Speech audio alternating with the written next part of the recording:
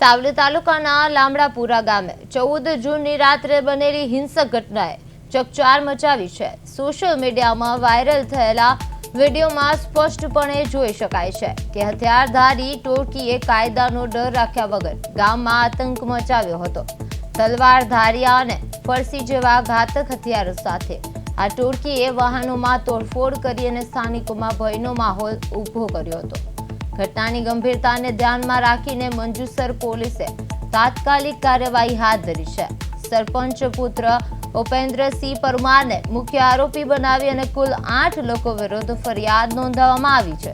ખાસ કરીને હથિયારોના પ્રદર્શન અને જીવલેણ ધમકીઓને પગલે પોલીસ આ મામલે કોઈ પણ બાંધછોડ કરવાના મૂડમાં નથી। હાલ પોલીસની ટીમો આરોપીઓના સંભવિત ઠેકાણાઓ પર દરોડો પાડી રહી છે। હવે આ ઘટનાને કારણે ગામમાં અનેક આસપાસના વિસ્તારમાં પોલીસનો ચુસ્ત બંદોબસ્ત ગોઠવી દેવામાં આવ્યો છે।